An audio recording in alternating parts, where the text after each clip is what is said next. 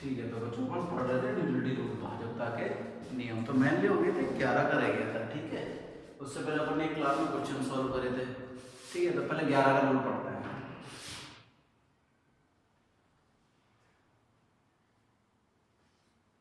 11 के भाजक है डिवाइडेड बाय 11। चलो ठीक, कोई सी भी डिजिट लिख लो आप। जैसे मैंने लिख दिया 321 412 लिख दिया। इस सब को समझो, देखो करना कैसा होता है। आपको एक छोड़कर एक नंबर लेना होता है, 2 के बाद 4 फिर 2 3 1 1, समझे? एक छोड़कर एक है, उनका जोड़ा बनाना है। देखो इसका कितना हो गया, 2 और 4 6, 6 और 2 8। ठीक है, इसको करो 3 और 4 7। दोबारा देखो 3 के बाद कौन आया आपके पास, 1, 3 और 1 4, 4 और 1 कितना हो गया 5, 8 में से 5 गया 3, 3 में 11 का भाग जाता है क्या, नहीं जाता। तो ये संख्या क्या हो जाएगी, 11 से विभक्त नहीं होगी। देखो एक बार समझ में नहीं आया तो दोबारा देखते हैं, एक बार देखते हैं।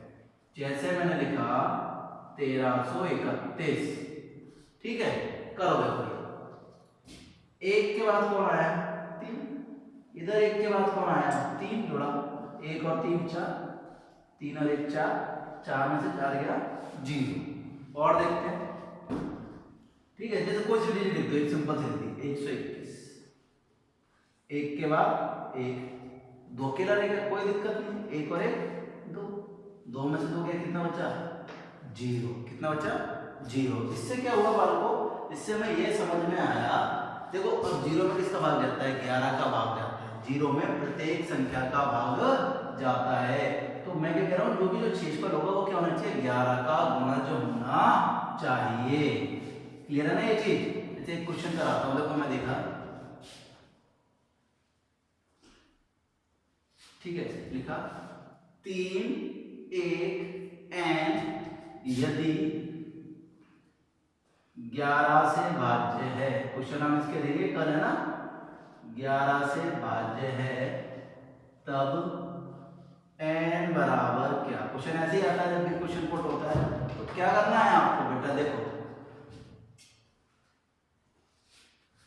n में कितना जोड़ा आपने 3, कितना जोड़ा 3, तो कितना हो गया 3 प्लस n, कितना हो गया बेटा 3 प्लस n, उसमें से कितना घटाना है 1। तो बराबर में क्या आना चाहिए, या तो आपके 0 आना चाहिए या फिर 11 का गुणा जो होना चाहिए। अब ये तो ऑब्वियस सी बात है, ये 3 और ये कितना है माइनस का 1, 3 में से 1 गया तो कितना बचा 2।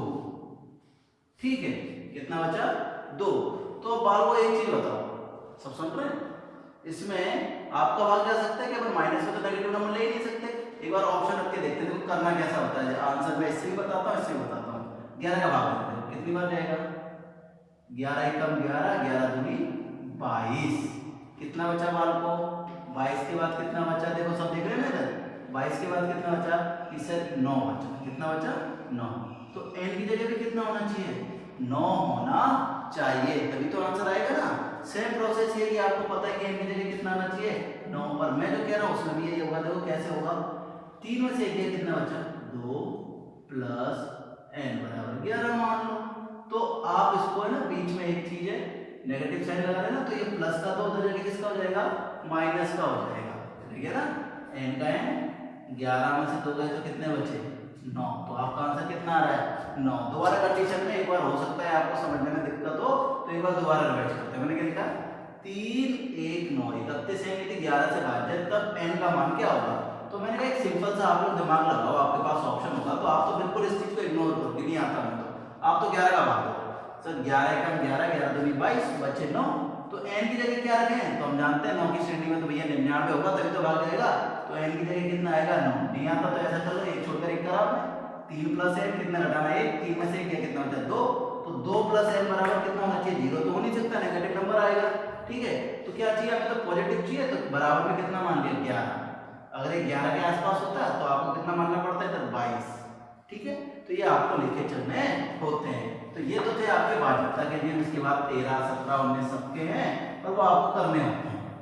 ठीक है, इसके बाद भैया मैंने एक चीज ध्यान रखना कि आपको 101 का भाग लेना आना चाहिए। ए बी जो भी 2 अंकों की संख्या होती है उनमें 101 का भाग जाता है। कैसे, 35 35, 36 36, 39 39, 40 40, ठीक है, इन सब में 101 का भाग चला जाता है। ठीक है। ऐसे 1001 है, 3 बार रिपीट होती है ABC ABC, ठीक है। जैसे करके देख लेते हैं, कोई बात नहीं, ठीक है, करके देख रहे हैं सब। जैसे मैंने लिखा 1001 को आप गुणा करो कोई भी संख्या से, 2 अंकों की से, 2 अंकों का पहाड़ा आता है, जैसे आपको 22 का लग दिया, क्या होगा 22 से कम 22, ठीक है, आता है ना सबको, 22 से कम 22, फिर 0, 22 से कम 22, आया नहीं आया, ठीक है। ABC, ठीक है, ABC ABC, तो ये चीज ध्यान रखनी है आपको, क्लियर है ना ये चीज। आगे सुनते हैं, गुणा करने पे तो आपको कर ही लेंगे। अब एक जो चीज बतानी है मेरे को, वो मैं भूल गया, वो बताता हूँ सबसे पहले। इसके साथ ही मैंने बताया भी था, भाज्य बराबर क्या होता है, भाज्य बराबर क्या होता है बालको, भाजक गुणा भागफल प्लस शेषफल, यही होता है। इस चीज को याद रखना, रिमाइंडर थ्योरम यही से आती है, क्लियर है। इसके क्वेश्चन हम करेंगे, ठीक है। और इसमें से एक एग्जांपल 2-3 ले लेते हैं, देखो करना क्या होता है, शेषफल कैसे निकालते हैं। जैसे मैंने लिखा आपके सामने 3 की घात लेके 3 और उसमें 2 का भाग दिया, ठीक है। कितना शेषफल आएगा, 3 की घात 3 कितनी होती है बताएंगे, 27, कितनी होती है 27, 27 में 2 का भाग देंगे, शेषफल कितना आया आपका 1। सर ये तो कोई बात नहीं, चलो 4 की घात ले लेंगे, 4 की घात 3 में 3 का भाग, 4 की घात कितनी होती है 64, 64 में 3 का भाग देंगे तो शेषफल कितना आएगा 1, कितना आएगा बालको 1। और देखें अगर मैंने 3 की घात 2 ली, चलो 3 की घात 2 में तो आपका 2 में से 4 की घात 2 ली और उसमें 3 का भाग दिया, 4 की घात 2 कितनी होती है, बिल्कुल 4 की घात 2 कितनी होती है आपकी 16, 4 का स्क्वायर 16, 16 में 3 का भाग दिया, 3 पंजे 15, शेषफल कितना आया 1।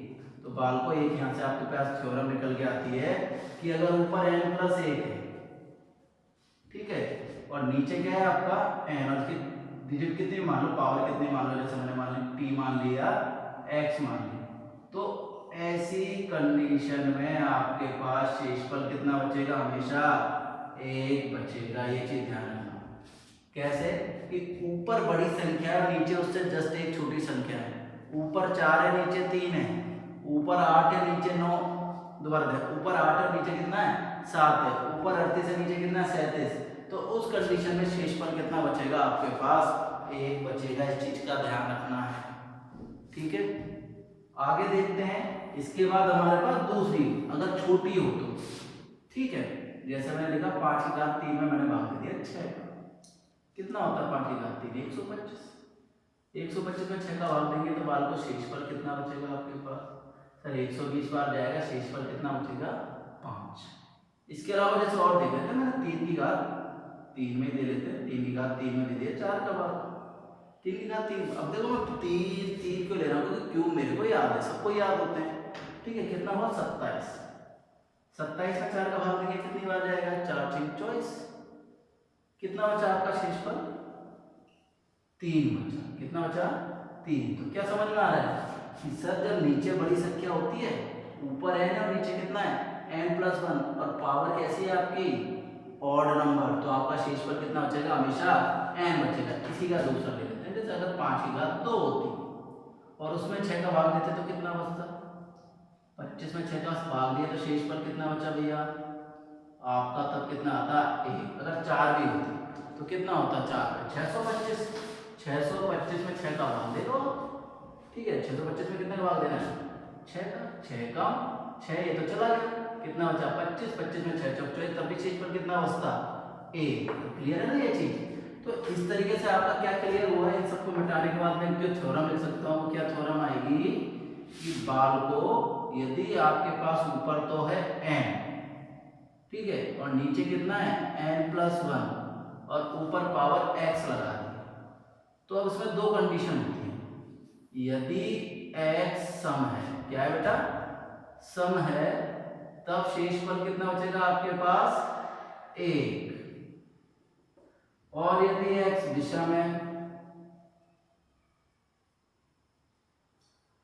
तब शेषफल कितना बचेगा आपके पास बचेगा शेषफल n बचेगा, n का मतलब वही संख्या आपका शेषफल बचेगी, ठीक है। आज के लिए बहुत है।